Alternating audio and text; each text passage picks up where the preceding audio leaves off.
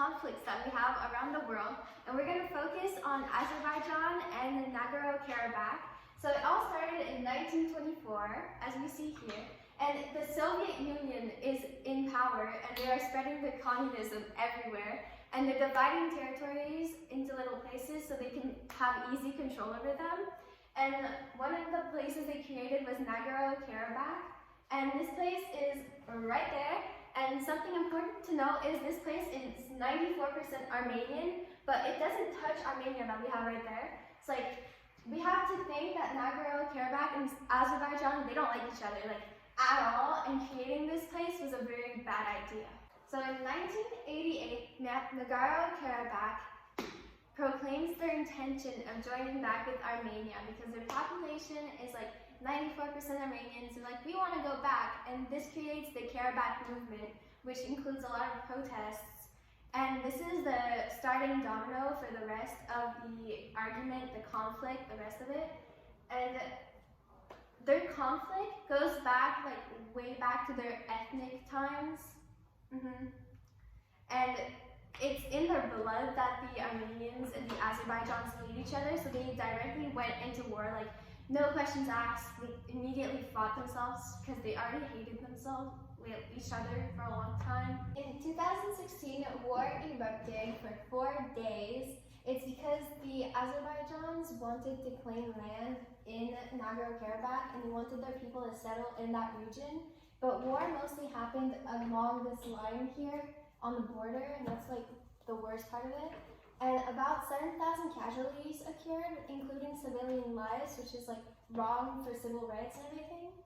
And then they tried talking it out, but they don't like each other, so it just ended up with them pointing fingers at each other and like saying, you broke the Bishkek protocol, like, you can't do that. But then, like, they both did technically, but they were just pointing fingers.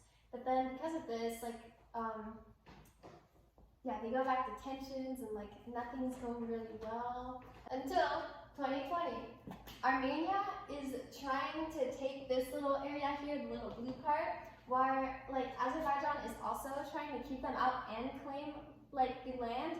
But Armenia, for once, like, they have bigger guns, and like, they've come fully equipped. Like, they're fighting, and there's like pupils going on everywhere. People are dying, and there's a lot more. This is actually them arguing here. We got the two, I don't know which is which.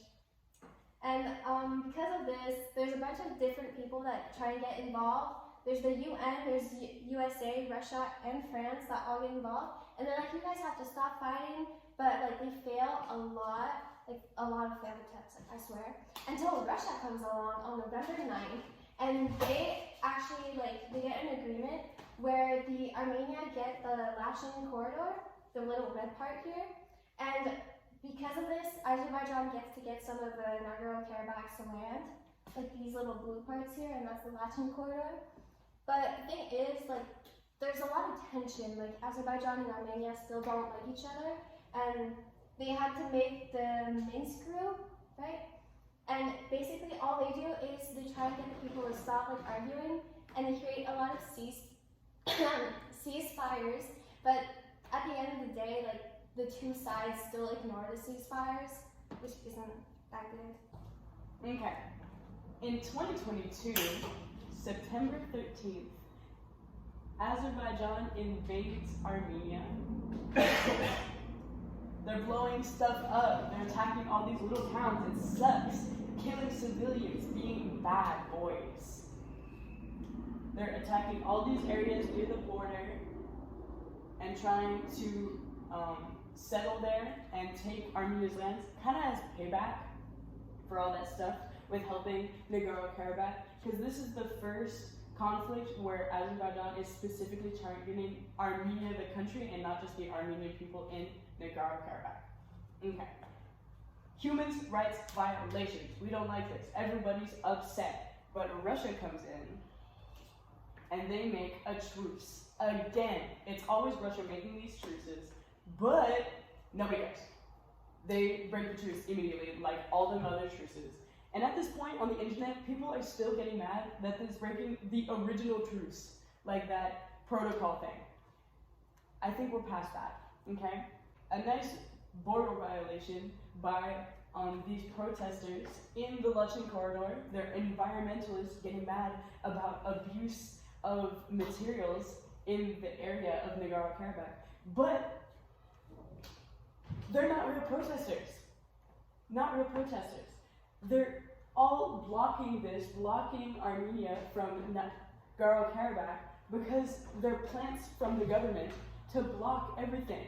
And then they start building a checkpoint right here to block them even more. They're not allowed to do that, not supposed to do that. They're doing it anyways. And just coincidentally, when they're done building it, the protesters leave. When they don't need it anymore, they just disappear. However, could this blockade have happened? Isn't Russian peacekeepers supposed to be helping this not happen?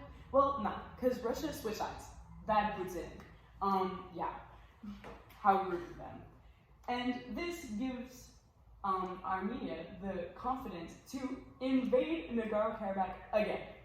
Again, they break the British protocol again, and people are still talking about it. Yeah, even though there's been like 35 ceasefires, nobody cares. They call it anti-terrorist activities and finally seized the entirety of Nagaro Karabakh's land by the 21st of September 2023. So it's just all Azerbaijan now. Nagaro Karabakh doesn't exist anymore, and all those people are really screwed.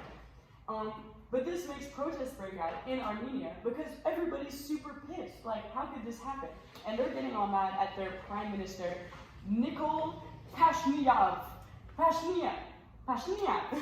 because he failed to protect those 100,000 Armenian people that live in Nagaro Karabakh. And they're like all over the place. They're like getting out and they're protesting. They want him out of office. They want someone who can do something. And that pretty much brings us to the present day of this situation. Here's the cited sources that me and May used to write this very long and very well-written script for this. Thank you for listening so much, and we'll see you one day.